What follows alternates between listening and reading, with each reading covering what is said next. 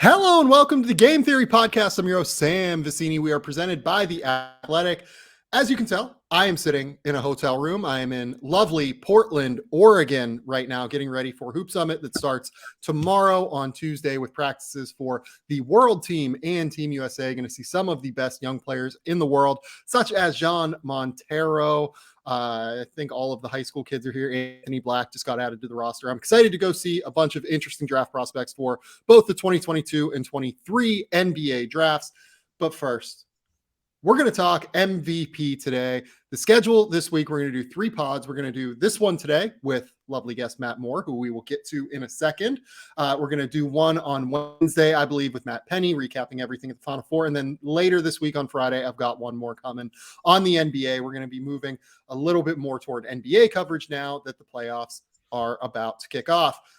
But first, Matt Moore from over at the Action Network, one of my oldest basketball friends, colleagues, the person who is mostly responsible for my career. Matt, what's going on, man? How you doing? I'm good, man. It's good to talk to you. It's been a minute, so I'm glad to be on with you. Thanks for having me. Yeah, I feel like every time we talk, we rarely get to talk about basketball things. And I'm so glad that we get to talk about basketball because I don't think anyone has done more comprehensive and intelligent MVP breakdowns this year than what you have. You have gone through every candidate, I believe, outside of Ja Morant and maybe Luka. Is that correct? And broken down the case for every single one. Yeah, I'm working on Giannis right now. I've had to wait because the arguments are so good and they're going down to the wire. I'm on Giannis right now. I've done Ja. I am writing Embiid and Giannis this week and then finishing up with Jokic probably for Monday. Yeah. Matt has done incredible work at Action Network this year. Please, I beg you, if you're looking for intelligent, well-informed MVP takes, this is the person to read, in my opinion. Like, I can't emphasize that enough because you go through every single possible argument within these things. And I think it's really interesting. And before we dive into each candidate and kind of talk about just their general case for this award this year, I do want to talk about the conversation a little bit because it feels like the conversation that's happening surrounding MVP has almost become like this litmus test or like culture war almost for how you discuss basketball and what you think of basketball and how your brain processes basketball almost. And it's been enormously frustrating. And I feel like the conversation has only worked toward denigrating a lot of really, really great basketball seasons as opposed to accentuating the fact that legitimately, I think there are 3 like no doubter in typical years MVP cases this year in Nikola Jokic, Giannis Antetokounmpo, and Joel Embiid. So what are your thoughts on this surrounding MVP race conversation? Because it's been bizarre to track, I think. Yeah, Jokic causes a lot of these problems, not necessarily from his supporters. They contribute to it like all fans do, but mostly from the fact that because he confounds us and because he does not fill the typical description and archetype of what we define as greatness, people have a really hard time accepting it. Like people are just have this cognitive dissonance with him. And so I think what happens is, okay, you watch Nikola Jokic, not you or me, but like average person, like watches Nikola Jokic, like average person that works on a TV show, like they watch Nikola Jokic and they go, okay, that doesn't look like an MVP. He's slow and plotting and like he passes a lot and he dunks sometimes, but not really a lot. And he's not hyper explosive and he's not just like powering through for a monster dunk and all these types of things. And so there's a cognitive dissonance. And I can't reconcile that cognitive dissonance between what I think of as a great NBA player and what this guy looks like. And so that dissonance then creates tension. And that tension is then expressed in, well, then the arguments must be bad. And so it turns into, oh, well, you just like him because of the numbers. That's it. It's just because of the numbers. And it's all about these acronyms and these complicated stats that we know are flawed. And look, this player ranks well on this list and he's not very good. So clearly we throw the entire metric out and all these types of things. You're literally just subtweeting Nick right now. I love Nick. That's the thing. I love So do Nick. I. Like, that's the Nick's thing too. Like, I really like Nick. Yeah, Nick's endemic, though, I think, of the argument in that, like, there's just this idea that you have to be kind of in tune with a traditional concept of a visual aesthetic in order for what you do on a basketball court to matter, which I think is particularly striking given that the people, I'll say this, Jokic is fascinating in that he's one of the rare cases where former players and stats people finally meet. Like, that's the area where that thing combines. If you pay attention, like Reggie Miller, Isaiah Thomas, Kendrick Perkins, like Richard Jefferson, like the former player pundit group, surprisingly, is in Jokic's camp. They're like, look, man, I don't know what to tell you. Like, dude's a problem. Like, he's a problem.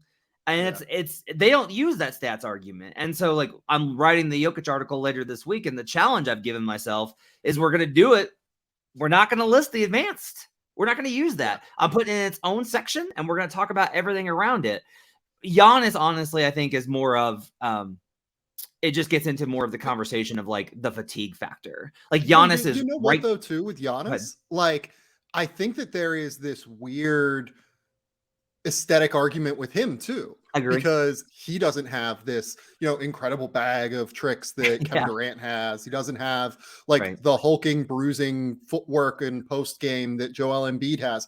He's just a fucking wrecking ball in transition, and his work to improve his mid-range game, like actually pretty dangerous as a mid-range shooter now. I don't feel comfortable leaving him open, at least like whenever he's stepping into one coming off a ball screen. So like it's tricky there too. Like it does really feel like to an extent there's an aesthetic argument with Giannis. There's this bizarre, completely aesthetic argument with Nikola, and then there's everyone else. And I think what's interesting is a lot of this comes from just like Embiid fits those traditional categories, and Embiid is he's got the market, and there is obviously like there are just connections that interweave with when you play for an East Coast city. You're going to be a little bit more tied into certain media connections. Like ESPN's very Embiid friendly, and that's okay. Embiid's very like you should be. Embiid's very sellable. You should not be Jokic friendly. Jokic doesn't want to do interviews. Jokic hates doing media. So what does Nikola do at the end of every year? He literally goes to Serbia, and they have to like get his wife's phone number in order to contact him. Like they go like every other star in the NBA, someone from the organization is like probably talking to them on a daily basis. With Nikola, like they can't get a hold of him, like because he just wants to be left alone. Yeah. So I completely understand that, but that winds up, I think, tailoring some of the conversation. And I understand one of the frustrations from Sixers fans because Embiid was in the lead last year before he got hurt. He really was. He was in the lead. And then he was in the lead this year. And then all of a sudden it's just like he's just not going to wind up with it. And the problem really is that when you get into these arguments, like for me, Jokic and Giannis are extremely close. And like I've shifted. This has been a hard Westbrook thing where I've shifted 4 times in the last week on it. Right.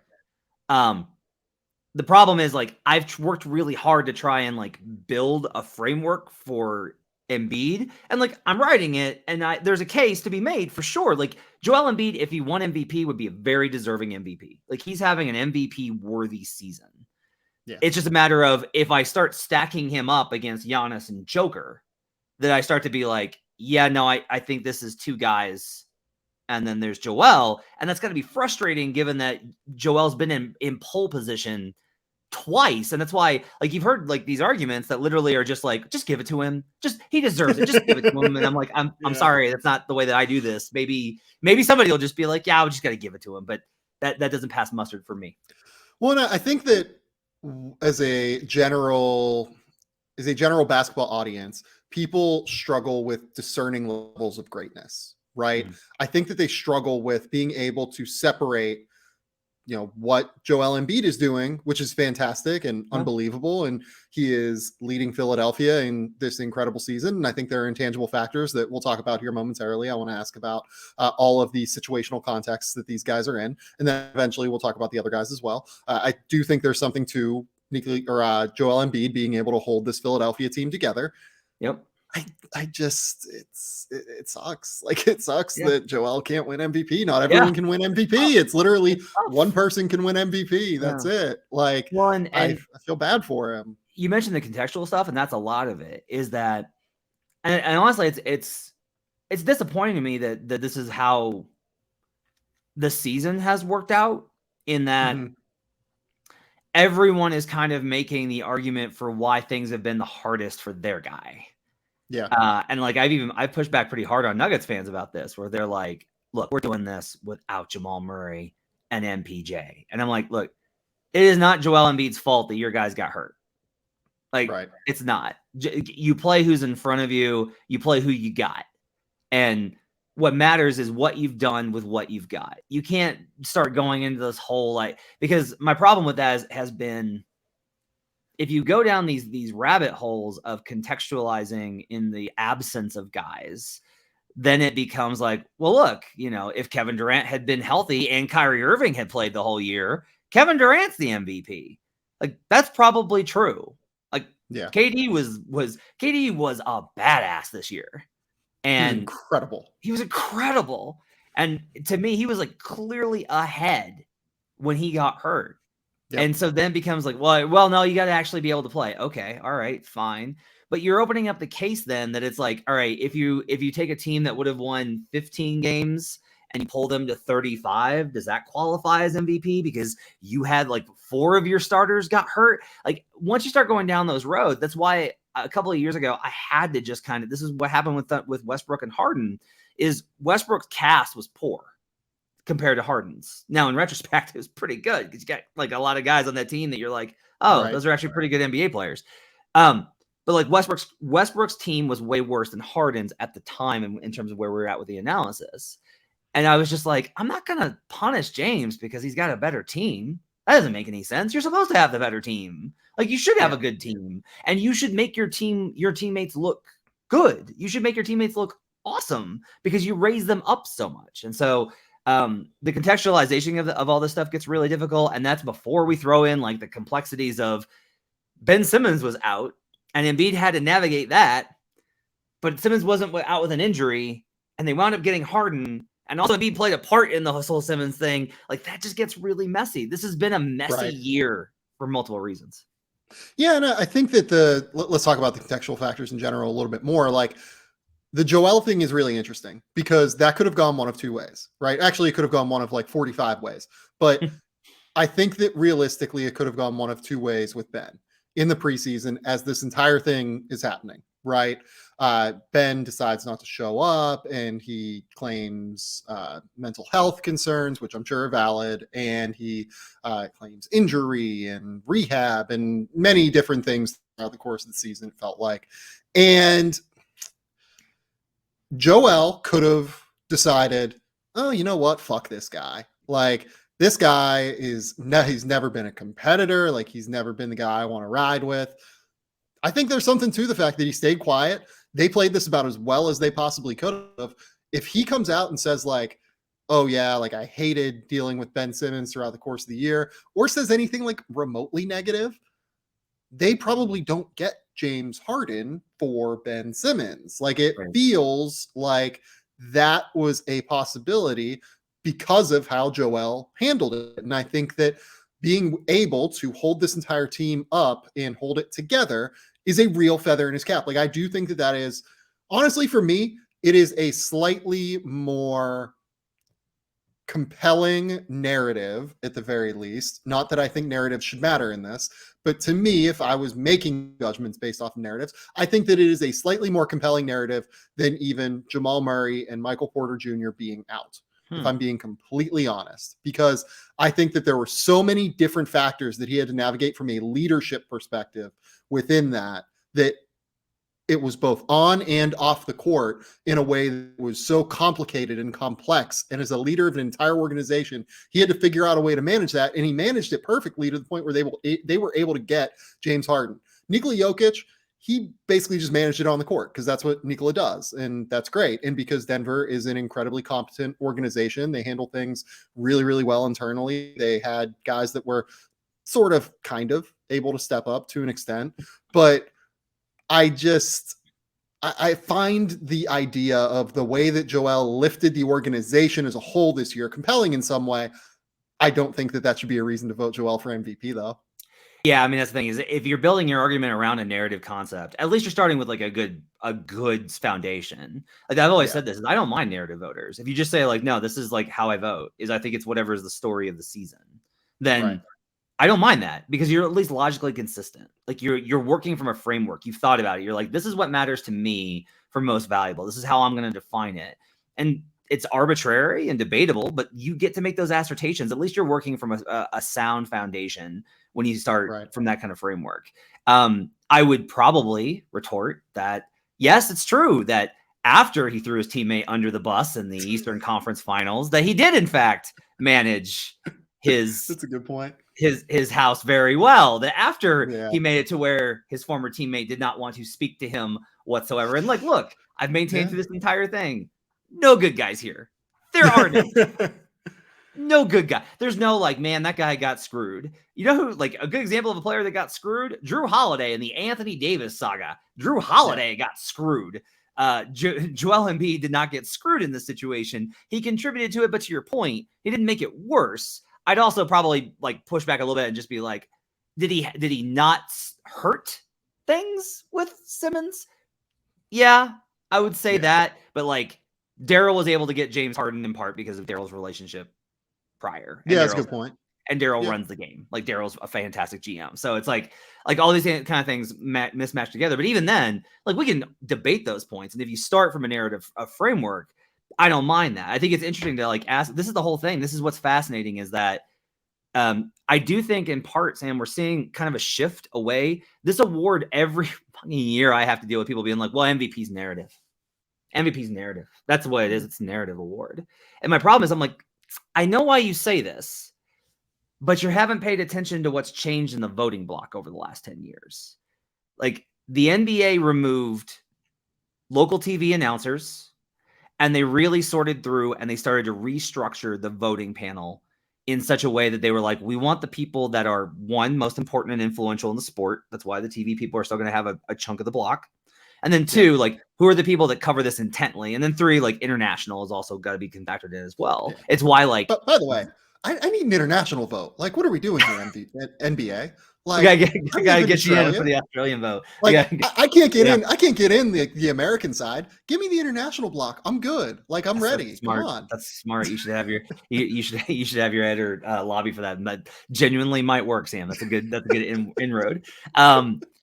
So yeah, like the largest block now is beat writers and analysts, and beat writers are on Twitter so that they intermingle with these people and they know like the standard's just a lot higher. And that's why, look, the voters didn't want to vote for Nikola Jokic last year. He's not a sexy vote. Yeah, they honestly got left with like everyone's hurt and out, and Embiid got hurt, and there's just really nothing. We can't like get around the fact that Joker was just better. And it's funny because I thought that I thought he was a no bet this year when we did our preseason betting, and I bet on so many people for MVP, Sam. Like I have positions on hilarious players to an MVP because I was like, I have two. I have KD and Giannis. That's nice. It. But like, I'm with you though. Like I'm totally with you. Continue on your Jokic thing. Oh yeah, like Giannis was my biggest preseason position along with Steph. Damn, Steph Curry freaking lost the ability to shoot. But I thought Jokic was a no bet because I was like, look, they had to be dragged into voting for him last year. There's no way that he's going to be so good that they can't deny him 2 years in a row. He'd have to be better than last year, and he has been. And that's the problem. Is like the whole idea of the narrative award is getting busted by Joker in that there's not a compelling narrative with Joker. Like the compelling narrative is like, look at where the Nuggets are despite these injuries. That's really the only one that you've got. And Right. I think that's a compelling narrative. I don't know that it's more compelling than like Joel Embiid's journey from the process to now, and the lovable troll that likes to talk on the court, and or Giannis with like defending reigning finals MVP, Right. coming back and doing it again this year. Like, I actually think one of the things that's happened is, like, I don't think Giannis has gotten enough credit for the injuries that the Bucks have had. Like, Ben Yeah, Simmons totally. missed the year, and Ben Simmons is a 4-time All-Star, but no Brook Lopez the entire year, and Drew and Chris were like in and out for most of the first 3 months of the season. And it was basically just like Giannis trucking dudes every night to keep them afloat. So the narrative context of all these things is really tough, which is why I think it's so important from where I'm at to just be like, look, we got to focus on what happened on the floor. What's the basketball component of this? Let's get to that root, and then we can talk about most valuable. Yeah, I think that there are probably 6 or 7 clips of me this year saying, "Oh, there's just going to be voter fatigue on Nikola. Like, there's no way. Like, Jokic is not winning MVP. It's just not going to happen because there's no way that voters are going to be dragged to it. Like, there's no way a big enough portion of the voting block is going to be dragged to it." I am surprised that we've gotten here. Like, I'm actually really happy and really pleased with the voting block of the league that they are willing to entertain this. Like, it might come down to where they pick Giannis. It might come down to where they pick Joel Embiid. Yeah. I am proud of the voting block on some level to where they're willing to get past this. And I think it says a lot about what you spoke about earlier in terms of the changing and shifting voting block of the league itself. More analysts, more beat writers. It seems like we are coming into an era of there being more intelligent basketball analysis, which is really, really important. And I think it's valuable. Now, I do want to speak very quickly before we dive into the other 3 about some of the other MVP candidates, because I do find it interesting that there seems to be like a bubbling case for a couple of guys. Like, everyone wants to push Devin Booker into this conversation. And I love Devin Booker. I think that these arguments are more first team all NBA than MVP comparatively to the other 3 guys, unfortunately.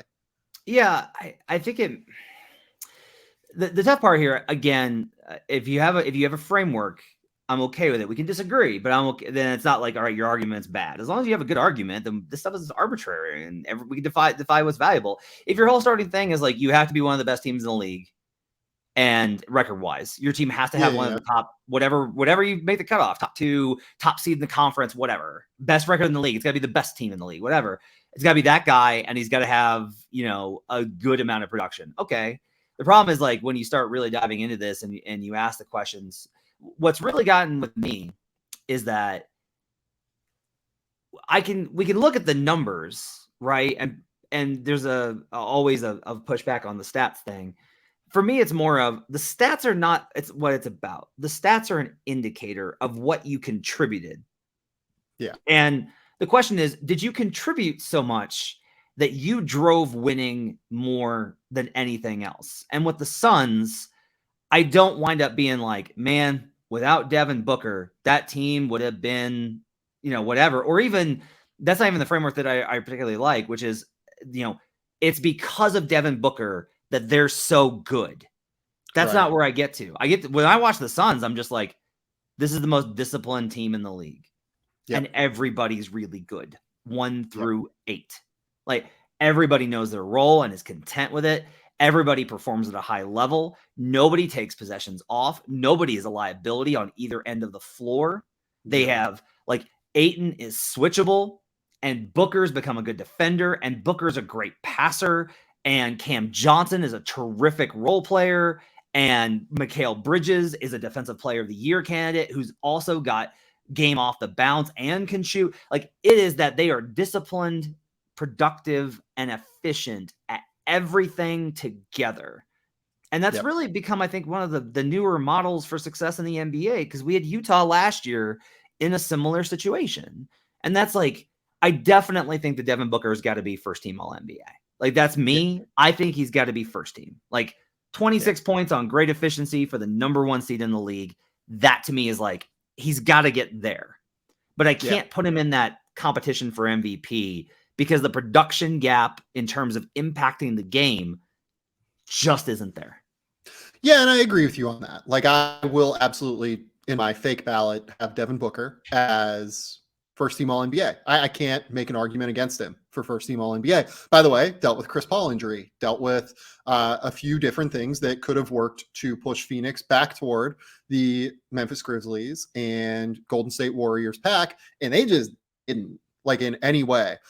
This was the first year where I felt like, okay, Devin Booker is their best player. He is their most valuable player. He's the guy. Like, this is, before I thought it was Chris Paul. It is now him. And I think that it speaks to the leap that he's taken in terms of the way he has rounded off his game. Similarly to what you said, he's a very good defender now. Yeah. He is not like a liability in any sense of the word. He can switch.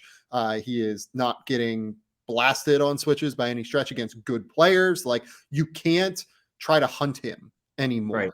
Right. There's no way that you're going to be successful doing that, really. Maybe against like Kevin Durant, but like Kevin Durant is going to hunt whoever he wants to, and like, you're just fucked either way. Like, Devin Booker has become a real passer. There were times where I thought that Devin's passing and his assists in some of the early Suns days, when Phoenix fans would come to and say, no, he's really improved as a passer. I felt like sometimes it came on his terms a little bit more, where he was dominating the ball so much, and he was making the reads, and he was making those early career stage improvements that you hope to see from a young player. But I didn't know how impactful they were on winning within a team construct. He's now just like an exceptional passer within a team construct, which is huge for them.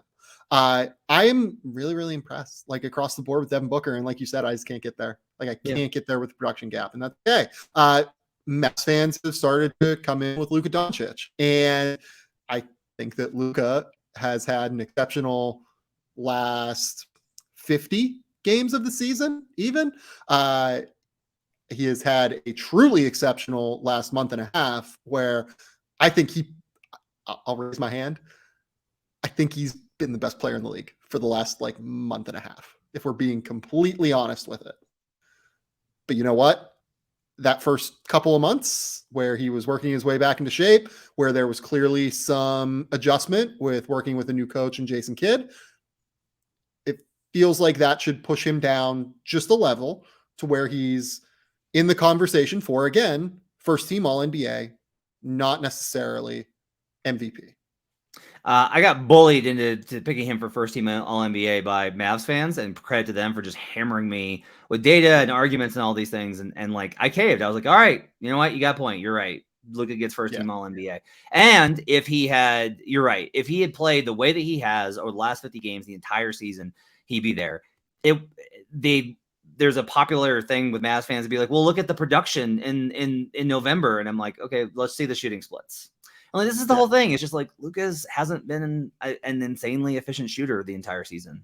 That just hasn't been who he is. He's not going to be that, because he's basically like, he's James Harden in Houston. That's what they've done. And I argued for Harden. I voted Harden in 2017. And if Luka does what he's done over this last 40 games ish, when they really started to evolve towards this heliocentrism, if he does that next year the whole way, I'm going to be like, it's Luka Doncic. There's no question. No question. I would say he's been the second best player over the last, however month along. Great that he beat Giannis yesterday, but Giannis has done what Giannis has done over the last like month in the big game situations that he has. That to me matters. Like, that's been ridiculous.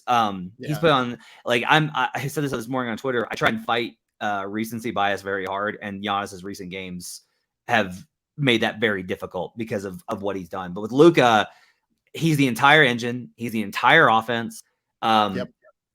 He generates, all of this offense all on his own. He has been a better defender this year. He made real efforts this year on the defensive end. We'll see if that holds up next season.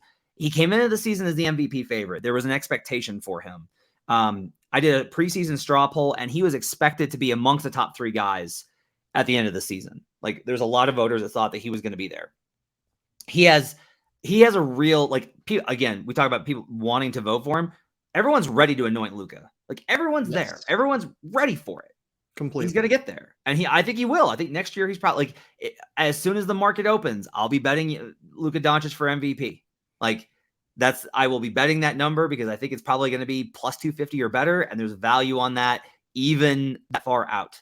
But I'm sorry, you got to be in shape to be an NBA player. I don't have to. That's why I do this. You got to be in shape when you come in, man. And I think if he comes in next year with the intent to win and he commits himself to that, because honestly, Nikola Jokic was at the same point in his career where Luka's at age-wise, where he didn't take his body seriously. And then he started taking his body seriously and he won an MVP because he was doing what he was capable of every single night. That's the only thing left for Luka, and I think he'll get there, but not this year. Yeah, and that's the thing with players in general, right? And this even goes down to the level that I often watch, which is college basketball, right? Everyone right now is asking me, why is Caleb Love, who just dropped 28 on Duke, not a real NBA draft prospect or not a potential first-round pick? I've been higher on Caleb Love from a talent perspective than I think a lot of people have, but it's the game in, game out consistency that he doesn't bring. It's the possession by possession decision-making even that he doesn't bring. Because if you go back and you watch that Duke tape, there were 3 times in that game where he literally just threw the ball to Duke. He got himself in trouble. He jumped up and then just went, oh shit, where do I go? And then just threw it, and it went right into Duke's hands for a pick 6. And it was an easy 2 points on the other side. So it's the possession by possession. It's the game by game stuff that separates a NBA player from a non-NBA player, that separates it. The further you up that consistency, it separates the rotation player from the starter level. And then I think it even gets up to the highest levels of MVP, which is what we're talking about right now. I think that game by game consistency is the separator from superstar, super duper star to legitimate MVP candidate at the end of the day. And when Luka, when really for the first 2 months of the season, if you looked at the Mavs record, because that's a lot of it, right? Is the argument comes, oh, wait, hang on. If Luka's got the numbers and they've got a better record, why is he not in this conversation? And my response is because for the first 2 months of the season, the Mavs were winning with defense. Luka had a negative net rating in those games over that span of time. And it's not that Luka was a drag on them. It just wasn't good enough. They were winning because of a lot of reasons early on, but they were not winning because Luka was dominating. They were just they were finding ways to win. Now, he's been more impactful to winning than most players, all but maybe the top 3, and even questionably some of those guys over the last 30 games of the season. But that's not the entire season. And for me, a lot of it is I care about those games in November. I care that you came into the season. We're we got to we got to stay afloat and win games early on. And the ability to do that from day one, to me, really matters when we get into this conversation, because too often it just becomes who's been really good as of late. If the season was 2 more months and Luka kept doing what he did, that's probably enough for him to win, but it's not. And so he's in the situation that he's in. The last 2 guys I want to mention here, and I'm sorry to Jayson Tatum, I think he's probably 7th for me in this conversation. Ooh. I'm maybe I'd have him 6th. I might have him ahead of the next guy. Ja Morant has missed 20 games. And I just don't know that we can get to the point where we have Ja Morant in this conversation having missed 20 games. So I don't understand this. I made the case for Ja, and I don't think he should win, and I don't think he should be top 3. And I probably have dropped him now past the top 5 at this point. What I think is really weird is that there's this whole thing about Ja's missed games. And Luka's played after this weekend 5 more games. That's it. Yeah. 5 more games. And Ja's probably not coming back this week. There's no real reason for him to. They've locked the 2 seed. But Luka's also probably not going to be 10. But I'm assuming Luka's going to play the whole week. I don't think he is, because I think they're probably going to lock 4. Maybe. So if Maybe. he locks 4, it becomes 7, which is a gap for sure. It's almost 10%. What? Right? Season? 210, 250 minutes, something in that ballpark, right? It matters. It's just been very weird to me that there's this Ja Morant has missed all this time. Well, I think that even more than that, though, too, it's that the Grizzlies have been incredibly successful without Ja Morant.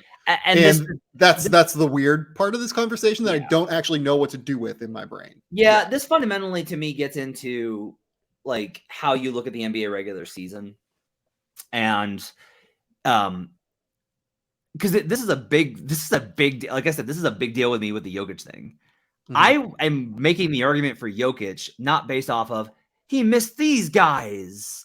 Look at how hard it was. And instead just based off of no, like regardless of who he had and who he didn't, Jokic whipped ass every single night. With Morant, I've always felt this way. I think it's just very strange, especially in the modern age. I'm okay with like very slight dividers of this guy, I think you got to play a minimum number of games, and Ja's not going to get there, and that matters, right? Because you need to be at least to the Walton threshold of 57. I do think it's weird though to talk about what happens when a guy doesn't play, because ultimately he's not responsible for that. Like, I care very much about what happens when a guy is on the court. He's got to be on the court enough to be in the conversation. It's okay to have those thresholds. But I don't like this idea of,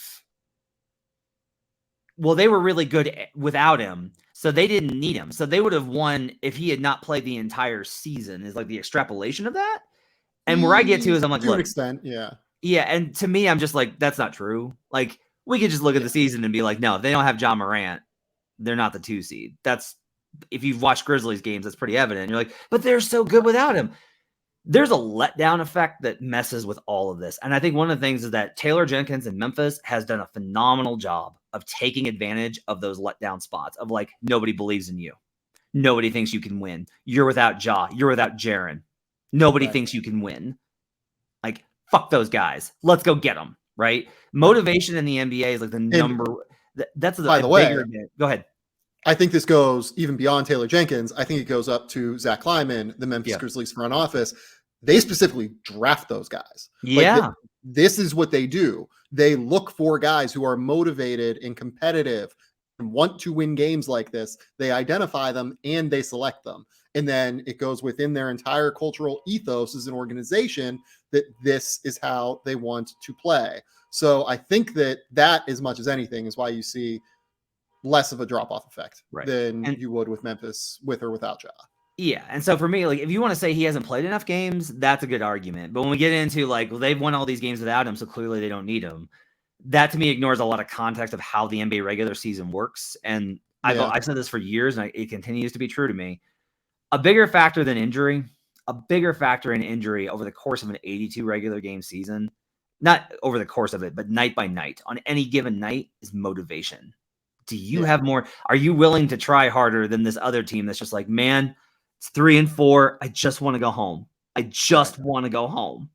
Or Phoenix, who faces Memphis without everybody, and Phoenix is like, we're playing because we're trying to get the record, but we've got the 1 seed. We're not going to get hurt. We're just going to be going through this, and so that I think gets complicated. When I made the case for Ja, my basic argument was, I think Ja's been the most spectacular player in the NBA this season, because all of Ja's games and moments are like, they popped off the screen for us month after month after month, like from October through November, through December, through January, through February, and into early March. And then he got hurt, and then the whole thing fell apart because they kept winning games without him. But like, the monster block that he had to save the season, the 42 versus the Lakers, like these performances, these incredible layups that he would have night after night. Like, Ja to me, even more than Giannis, and even more than Jokic's passing, and even more than Luka's step backs, like Ja has done things that were just jaw-droppingly amazing. Well, he's the aesthetic argument that we mentioned. Jokic and Giannis to an extent, not necessarily having as much as other people. Ja is not pure aesthetics because he's an exceptional basketball player, but that's more of what his case looks like. It's the Derrick Rose case from, what was that, 2012? It's that kind of player and that kind of emergence this year in terms of why they've been successful. The last guy I want to mention is Kevin Durant. And Kevin Durant is not going to hit your Walton threshold of 57 games. He's probably going to hit 55, which I saw that Bill Simmons said on his podcast, the only other player to make first team All-NBA at 55 games is Bernard King in 1985. There is some precedent there for a great player missing a lot of time. I just can't get there. This team is what, ninth as we speak in the Eastern Conference, and I don't know, man. Like there's way more context behind why they've been bad, but I don't feel great about voting for a guy that led his team to ninth in the Eastern Conference and missed 27 games. For me, it's just the games missed. It really is. If he played 10 more, I think it really gets into an interesting argument. 15 more. If he gets above the threshold, I think it becomes a real interesting argument, because I think he's been, any given night in the NBA, you can watch Kevin Durant, Giannis Antetokounmpo, and Nikola Jokic and be like, that's the best player in the NBA. And I will even say that, like,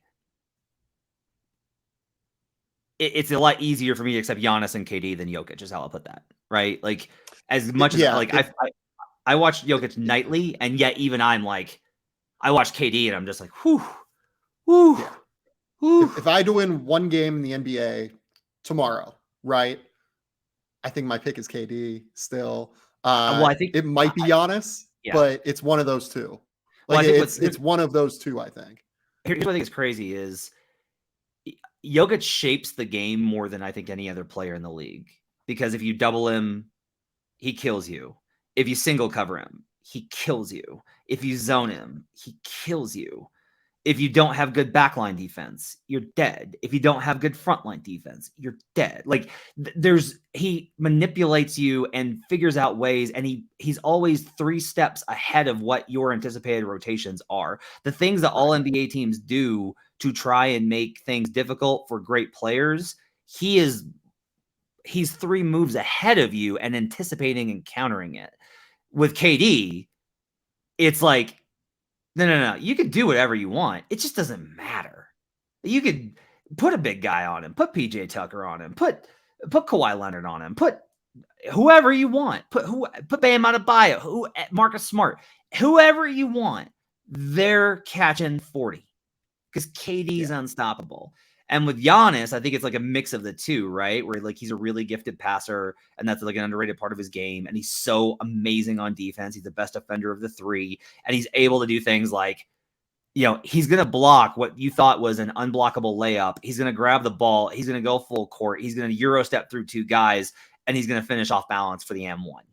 Like, those combinations are really difficult to parse. With KD, it sucks because I do think it would have been cool for him to get a second MVP. It's going to be a shame probably that, like, it reduces the chances, I think, dramatically. And for him to do it, to win MVP after suffering an Achilles tear, that's fucking crazy. I can't fathom that. I can't. What he's doing right now, I can't wrap my brain around it. I really can't. The fact that this guy suffered a torn Achilles in a playoff game while coming back to, like, play a game that, frankly, like, probably shouldn't have been playing in because he was hurt in the first place, and comes back, misses the season, and, like, doesn't miss a beat. Like, he is who he is. That's incredible to me. Yeah. And so from that perspective, it would be really incredible to see him do it. But, ultimately, like, he wasn't healthy. And, even if Kyrie had played and they've been able to win enough games, I think that's part of it. If we get into the narrative discussions, if we're going to say that Embiid deserves credit for holding the team together through the Simmons saga, then I think that KD's enabling of Captain Flat Earth is probably got to be at least partially contributing to the dysfunction that team suffered, and Harden, like, perfectly willing to hold Harden accountable for his own actions. But, like, KD was away from the team hurt, I think was part of it. So that's a tough thing to put on his shoulders. But, look, ultimately Kyrie's his guy, and that's who he's backed. And there are consequences to that, like this season. Okay. So we haven't talked about the one main candidate here. I want to just get into ordering MVP because I feel like we're going to talk about him kind of at the end here. If you had to vote right now, and as you said at the top, I want to give you this very clear out here. This thing is fluid. It really is going to come down to the end of the week. These guys are all that close. Right now, I would have Luka 5. I would have Devin Booker 4. I would have Joel Embiid 3. And then I will save it for the end here in terms of 1 and 2. Who would you have 5, 4, and 3?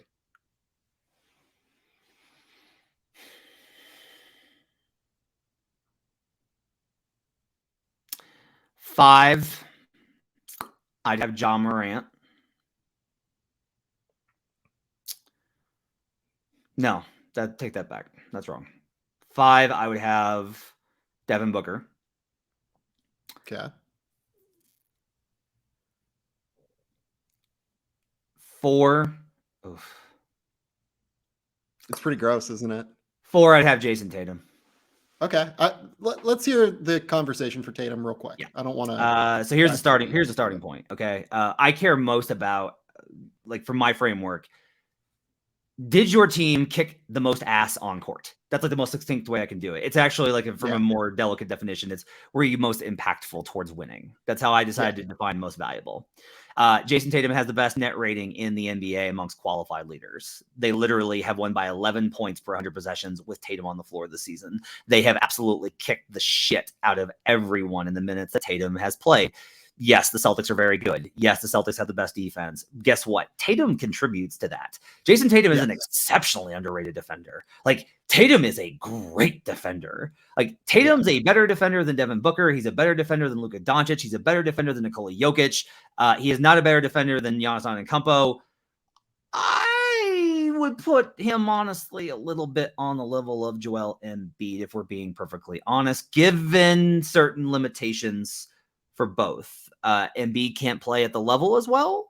Tatum obviously doesn't have the size to block shots and rim protect the same way. So, like, really, honestly, I think that they are Embiid's impact defensively is going to be greater as a rim protector, but in terms of skill at their positions, I think they honestly are pretty equivalent. That's how much I think of Jayson Tatum's defense. The efficiency is through the absolute roof. He's been on absolute tear. It's much like with Luka, where you get into the arguments of the early season inefficiency versus the later season efficiency. Part of it with me also, I will totally admit this, is that I will give, like, we're parsing the very thinnest of threads here. So if I'm allowed that kind of a caveat, I'll say Jayson Tatum suffered COVID last year and has openly admitted that it took him months for him to get back from a breathing problem post-COVID. Luka Doncic likes to go party and drink. Like, that difference between the two does matter to me about their early season performances. And so for me, like, Tatum, and especially, look, that team could have gone sideways. Like, the Celtics could have spiraled off of the map and been done. Tatum could have very easily been leaking to people like, yeah, it might be time for there to be a change in Boston in terms of the Jaylen Brown relationship, or this team's got to do something, or if they don't make a change soon, Jayson Tatum is going to want nothing. Tatum just kept his head down, kept working, and brought them to this point. And for them to be the best team in the NBA over the last 2 months, for them to be so good on both ends of the floor, and for him to be so integral on both sides, to me, that puts him slightly above Booker and it puts him above Luka. I would have Jayson Tatum 4th on my MVP ballot today. Not unreasonable. As we were kind of talking through the Ja stuff at the top, I realized I'd probably have Jayson Tatum 6th on mine. So, like, I think that's totally valid argument. Your defensive case on Jayson actually is pretty interesting as it refers to Luka Doncic, and makes me, like, actually want to rethink a little bit Luka versus Jayson. And I probably will do that offline a little bit more as I kind of go into it. But I think the more important part here is that we get into 3-1-2 here. I would assume you have Joel Embiid 3. Yeah. I've got Embiid 3. I don't know that I've ever worked this hard to find an argument for a guy. Because usually I'm pretty much just like, well, no, I don't think he's there. But in part just because the conversation gets to be so toxic, I was like, I don't want that to influence my thing here. I want to really dig to try and find what the argument is. The most sound argument for him, and this is currently still possible for him to reclaim with the Sixers tied in the standings with the Bucks after the Bucks lost to the Mavericks on Sunday, is of the 3 major candidates, Joel Embiid leads the league in scoring is a defensive monster, is hugely impactful just in terms of you can't do anything with him, has become a much better passer, especially at double teams. That was always my knock on him. He's gotten great at that. Yep. He works really well with Harden. He's still this season a good mid-range shooter. Last year he was a great mid-range shooter, falling off a little bit there, but mostly it becomes a ton of rebounds, not like league historic, just a lot of rebounds. Leads the league in scoring for the team with the best record amongst the league in 3 candidates. That's like the best summation of the argument is leads the league in scoring for the team with the best record of the 3 candidates. That to me is just not enough. The Sixers have a lot of reasons for their success, none bigger than Joel. The team's still really good. This team still made the conference finals last year. This team still has they conference semifinals. Conference semifinals. I'm sorry. Conference semifinals. They still like Tobias was bad the first part of the year, which is like that's where Embiid really made his bread, right? Like the beginning of the year, like he carried them outside of the COVID bout. Like he carried them, you know. Games played, he's good there. I don't have any argument. Like he's managed to stay on the floor, especially I'll say this for him to have played as much as he has this season, coming off of a torn meniscus last playoffs and not getting surgery so that he could play through it and stay on the floor for his team. A lot of credit to him for fighting through that. Defensively, he's played more at the level this season, which I think is really good for their defense. It's helped, I think, in a lot of ways. It's another tool to bring out of the bag. Yeah, it's another tool to bring out of the bag. Another club. Still most comfortable in drop, which means he's susceptible to floaters and getting torn up in certain, like that's always going to be a stick in my craw when you're not a guy that can switch 1-5 defensively. Not that like Joker can do that because he can't. Hence why you are the leading proponent of the Rudy Gobert hatred fan club.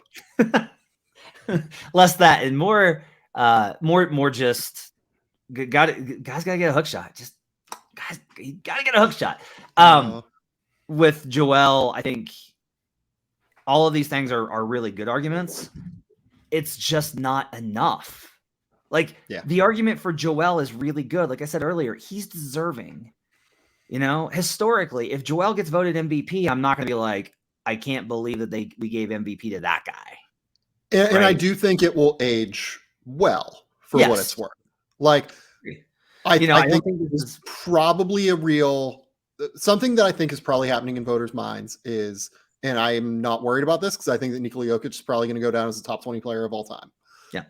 I think that something that's happening in voters' minds right now is if we give Jokic a second MVP, it is going to put him into like this class of player that is different, right? Yeah. There are very, very few players. Will this age like Steve Nash winning back-to-back MVPs do this?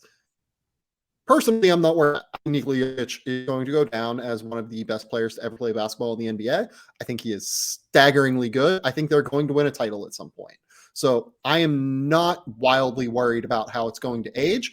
I think that a Joel Embiid MVP winning one once will age well. Like it would age really, really well. There was a point here for this year, last year, probably next year, and in the preceding 2 years, where when he was on the court, he was one of the most dominant forces in the NBA. And I think it would be fine to reward that on some level. Again, I'm like just kind of saving Giannis for the end, but nonetheless. I think Joel is I think he's a phenomenal candidate. You're right that it'll age well because people will look back at this era and talk about Embiid.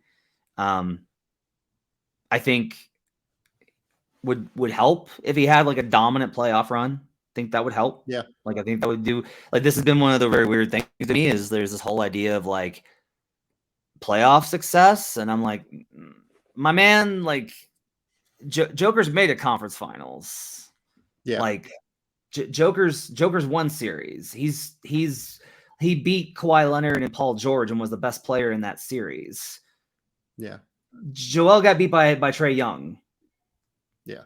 Like we need to make sure that we keep our history straight here. Now, I don't think there's literally no argument people can make about Jokic's playoff success, in my opinion. Yeah. Like he has been staggeringly good in the playoffs. Now, Like none up of this until the matter. last couple of years, like Mhm. when he took this leap into MVP, like his numbers would consistently rise in the Mhm. playoffs. It's impossible basically for his numbers to rise any farther now, Right. so that doesn't really Right. happen Right. anymore. But they stay steady now in the way that you would hope. Most guys, like there is a very small, the average in terms of efficiencies and in terms of points, the average is what Pelton has it at, like a 10 to 15% decrease. And Yeah. that just doesn't happen with Nikola. Yeah. And so now look, this is all with the caveat. You and I both know that, postseason doesn't factor in. It obviously Right. does. There is, with some voters, I think there is a concern of like, I don't want this vote to look bad later. I It's think become kind of like, that's a real thing. Yeah. I think that's the Westbrook corollary, Yeah. and I don't think that Westbrook was a bad MVP. I really don't. I still think I look back at that and I go, look, all you can do is make the decision in the moment. You can't, Right. you can't, you can't start going down the road of like, what's the future going to hold? Because you don't know. Like, you don't know what that's going to hold. And I think most voters know that. And that's ultimately why Jokic is taking the lead and will probably win again.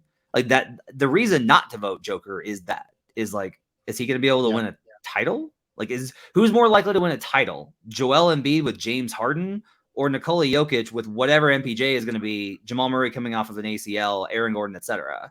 Like who's got a better path to a title? And like the answer is like clearly Joel. But we don't know what the turns are going to be. And all you can do is base it off of where we're at right now. And ultimately with Embiid, Joker is a better rebounder this season. He's not as good of a scorer, but he is a more efficient one. The efficiency gap is monstrous just in terms of Joker's so much more efficient. Joker creates more for his teammates, all these types of things. Giannis, same kind of deal. Joel is the way I've come up with these, like, what's the 4-word definition of their case? Like, Ja Morant is most spectacular. Giannis Antetokounmpo is most dominant. Yeah. Joel Embiid is most unstoppable. Like, you can't do anything with him. There's nothing you can do. Like, Yeah.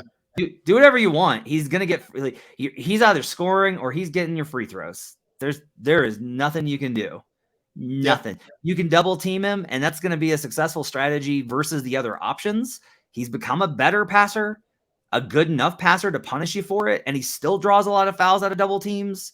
There's nothing you could really do versus Joel Embiid, and that's a good candidate. It's just he's just not quite at the level of the other two. Okay. Who would you have 1 and 2?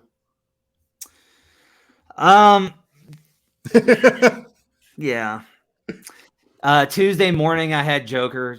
Wednesday morning, I had Giannis. Thursday morning, I had Joker. Friday morning, I had Giannis. Saturday morning, I had Giannis. Sunday night, I have Joker.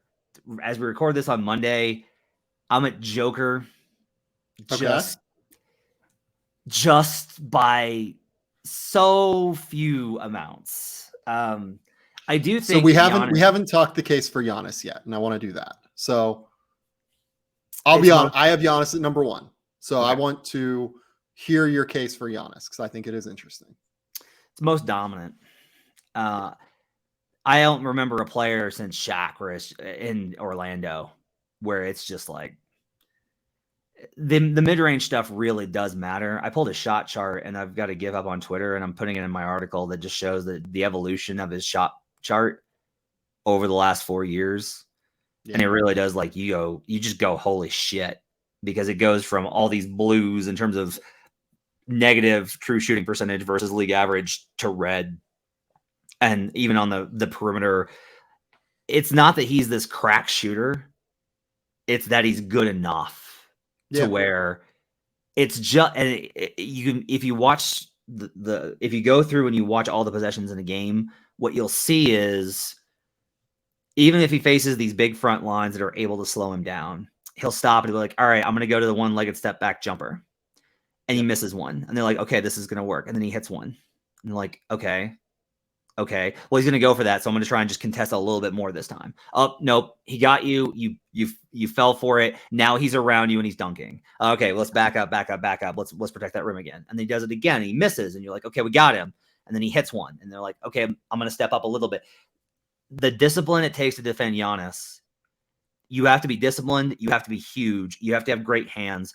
The Toronto Raptors are the only team that has a combination to do it effectively. Like and everybody great feet as well, by the way. It's not just like great feet as well. Yeah.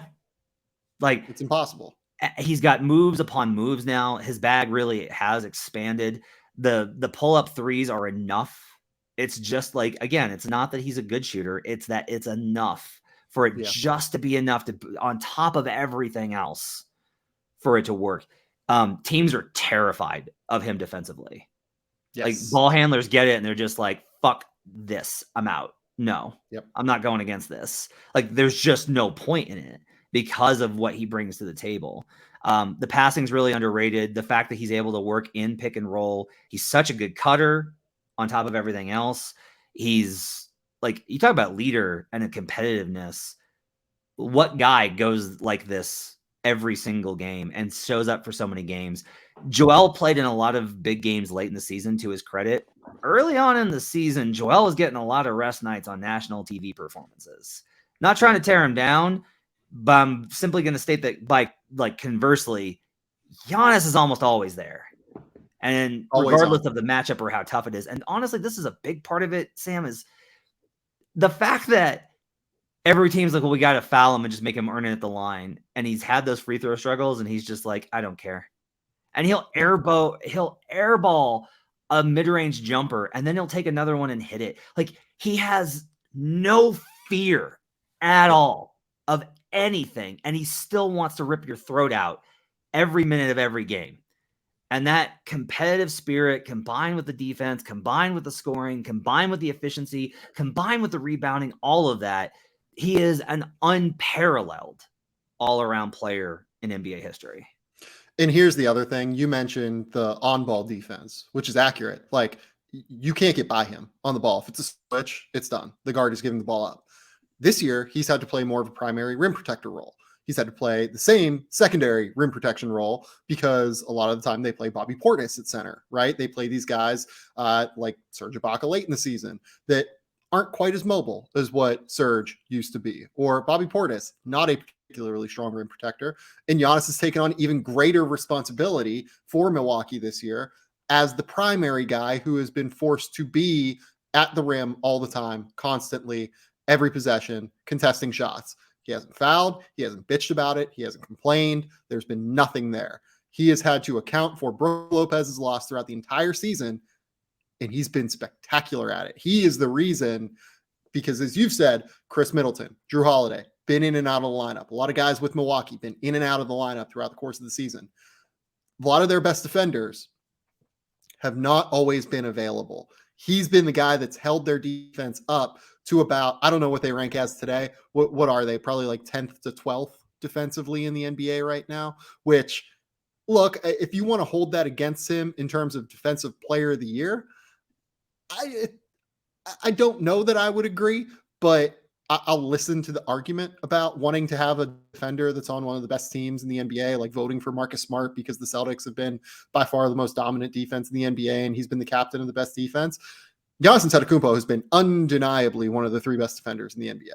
Like, I cannot come up with a framework that does not include him within that regard. I agree. So this is where it does get tricky. Okay. So dunksandthrees.com's adjusted defensive rating based off of strength of schedule has them 15th in defense. With Giannis on the floor, it's 107.7, and that's unadjusted on NBA.com. 111.5 with him off the floor. So it's 3.8 points better. 107.7 still a really good mark. It's not elite. It's still like a really good mark. You could just, like, Giannis's defense factors into the MVP conversation. Like, to me, like, a lot of the defensive metrics do kind of knock at his case for DPOY. Everyone kind of wonders about the defensive metrics. Like, that's very popular, to be like, well, these metrics are bad at evaluating defense. I'm like, that's true, which is why, like, you got to use like 10 of them and the eye test, and you got to talk to people. Like if you do all that, then you have you can get a good composite, a starting point for understanding defense. But like, there's no question that just if you, by any measure, if you watch these games and you watch when a guy is challenged by Giannis, other than Luka, because he's insane, the opponent, if Luka is on their ball handler, the ball handler is just so often like, I'm not going to challenge this guy. Like this is not a matchup I can win. And when you have NBA players being like, I can't win this matchup, that's a huge defensive value. So for me, 24-second shot clock, like that time goes. You bring it down, you're at 20, and then you get the first action, and Giannis is typically the first action. He breaks it and denies it. You're down to 12 essentially on the shot clock. You're basically getting a hideous shot because Giannis exists and teams are just not willing to try him. And there are all these moments throughout the season where, because what you're really talking about is like, you try and take the holistic view of all these possessions, which is why like I sit down and I try and watch all of them. I try and watch all the offensive possessions and all the defensive possessions. Like I just try and like sit there for hours and hours and hours with it running, and catch as much as I can by osmosis.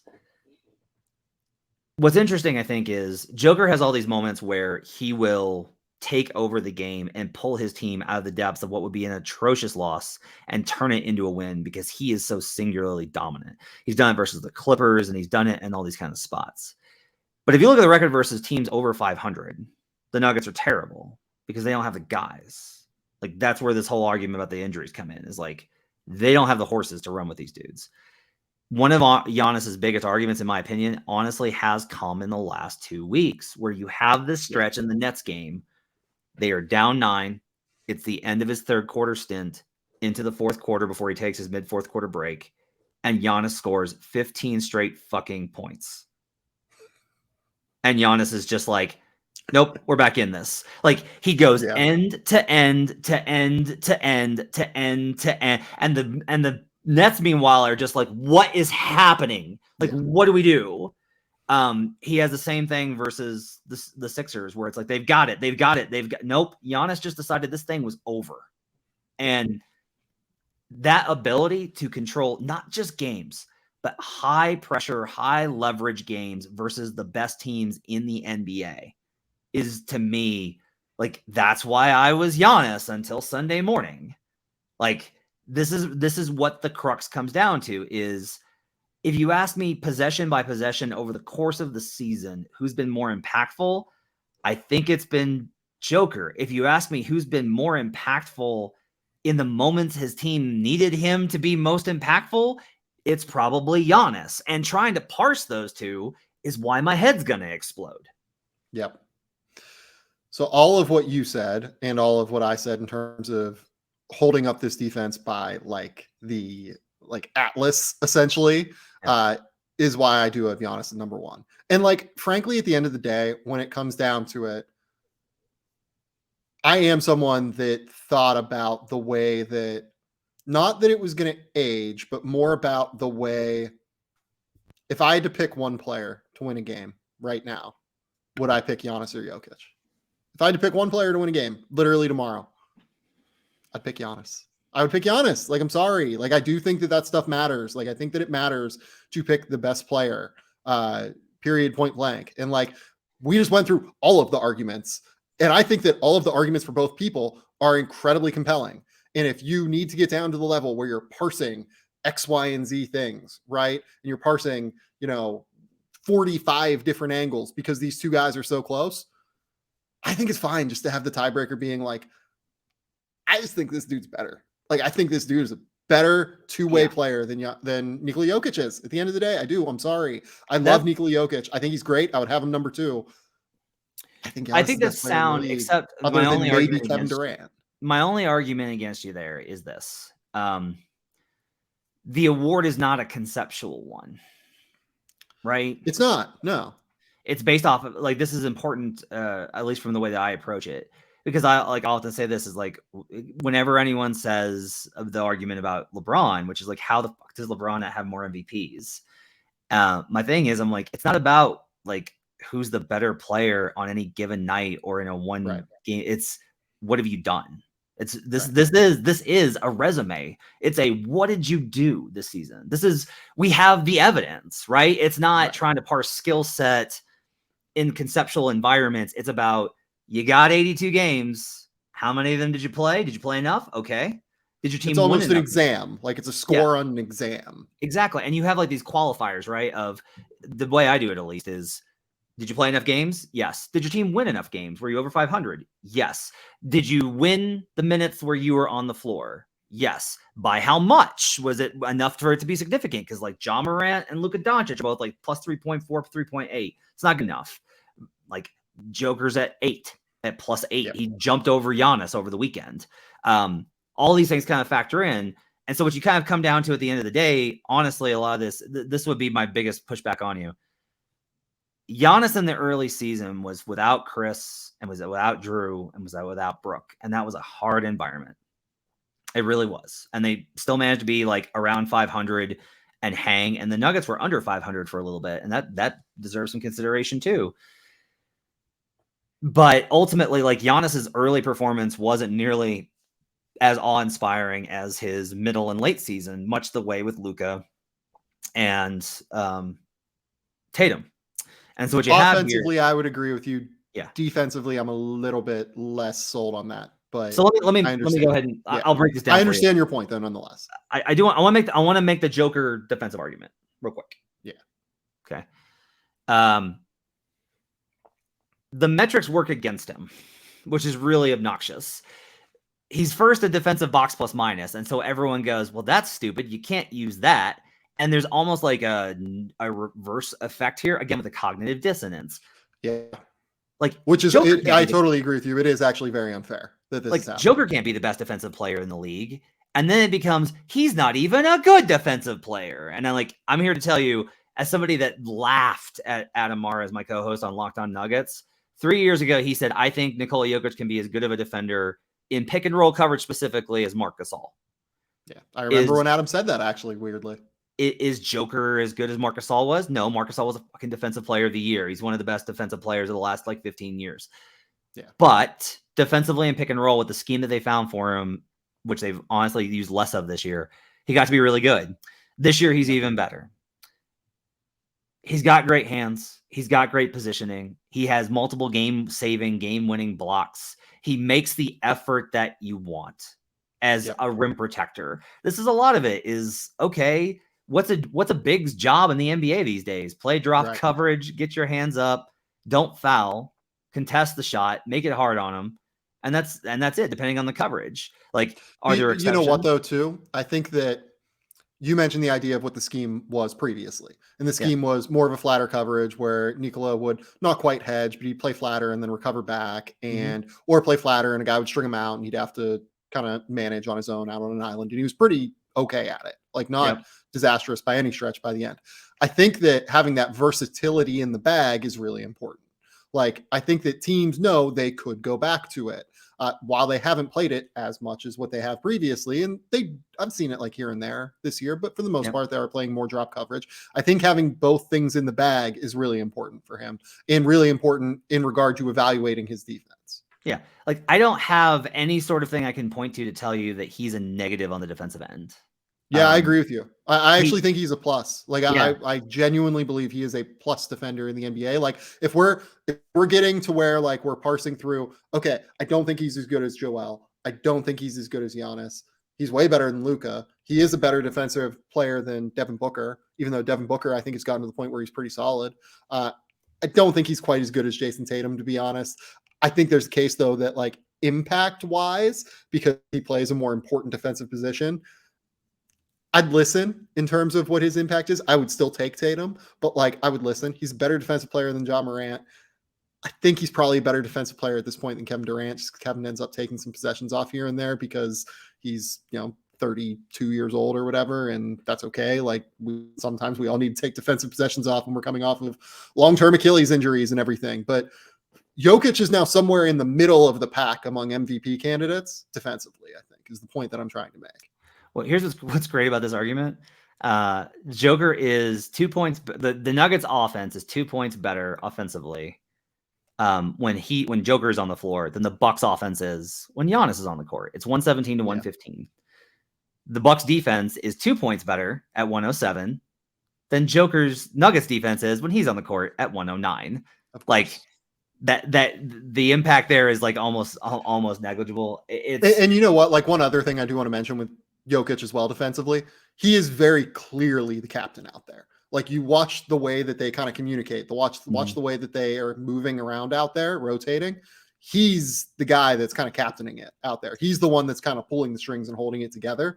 It's very he's a legitimately like he's not a elite defender. I wouldn't even say that like he is in the 80th percentile or higher defender in the NBA, but he's somewhere in that like 65 to 75 range, I think. Like he's a legit positive defender now. Yeah. And the gap between him and Giannis is still monstrous. Yes.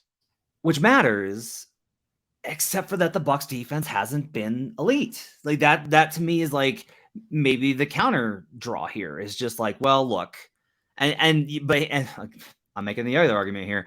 On the same token, you can also go like, well, look, Joker may have been a better defender this season and maybe actually 60 to 70th percentile. The Nuggets defense still sucks. So he's not actually impacting anything on that end anyway, because nobody on Denver can stop anything at the point of attack. And they need somebody who's better at rim protection than what Nikola Jokic can be. Like they need Rudy Gobert in order for that defense to work, because that's how terrible their point of attack defense is. So like all of this evens out. To me, if it's Giannis, if it's Joker, the arguments to me really do negate, and it winds up being like either one I'm okay with. I'm good with either one. I think it does need to be one of those two guys. If it's Joel, I'm going to be like, not what I think should have happened, but a perfectly reasonable choice. If it's Joker or if it's Giannis, I'm going to be like completely worthy MVP. Like that, those were the two guys this season that I point to over the entire course of it. A lot of it with Joker gets into those advanced metrics that are always kind of like banned. I did this the other day where I looked up all three of their individual stat lines for thresholds of not using anything complicated, just points, rebounds, assists. Oh, you brought this up on Twitter earlier. This is a really good one. And all three of them are having historic seasons. Like nobody's ever had the points, rebounds, and assists mark that Joker has had. Yep. Not VORP, not EPM, not BPM, not win shares. Points, rebounds, assists. Nobody's done what he's done in NBA history. Giannis, I believe it's like if you do all that, if you put together his scoring numbers with rebounds and stocks, is where it gets into like nobody's done what he's done. With Joel, I think it's points, rebounds, I want to say efficiency, something, maybe blocks. All three of them are basically had like nobody's done what these guys have done on the very basic level. And it shows you like how incredible this year is. These guys really, and this is in a very difficult season with COVID and injuries on a short off season and everything else. Like all three of them have had extremely fucked up seasons in terms of their team injury and whatever Ben Simmons qualifies as. And they've all managed to make it into the postseason. If Embiid, I'll say this too. If the Sixers had just won a few more damn games down the stretch, I think that Embiid had a real case at this thing. He needed to get more than a 2-game separation over Denver. That to me is like a lot of this. He had a chance at it and couldn't close the deal. And it sucks that recency bias is a thing, but you only have how many games? And the Sixers, for Joel to make up the gap between the efficiency and the other two, they needed to get a better record by 2-3 games more in order to really get that separation. Please, I just beg everyone, when you're making your case for your player, just don't be negative about other guys. These guys are all having historic seasons. They're all having incredible years. Let's remember that we're in the midst of an incredible season where we have 3 guys that are doing genuinely historic things, as opposed to trying to tear down Joel Embiid or Nikola Jokic or Giannis Antetokounmpo because you want to. All 3 of these guys have been unbelievable, and I just really am excited to see the way that the MVP race shakes out. Matt Moore, tell the people where they can find you. Tell the people you've got going on. Download the Action Network app. You know, track your bets, get up to second scores. Just if you're like, I want to know when halftime ends. It's got a halftime counter, so that way you can go get your snack and then come back and know exactly when you're going to have it. That'll have all my coverage on MVP. You can follow me on Twitter at HB Basketball. I've got a podcast called Buckets, which you can check out wherever you get podcasts. Thanks so much for having me, Sam. I love talking to you. I miss you so much, buddy. Miss you too. I am so happy we got to do this. Please go subscribe to the Action Network, and please go download the Action Network app. It saves my life every day when I'm betting. It is the absolute best betting app on the market, I think. I love it unconditionally when it comes to tracking your bets. And we'll be back later this week on Wednesday. I will have Matt Penny. On Friday, I'll have another show forthcoming. But until next time, we will talk soon. Bye.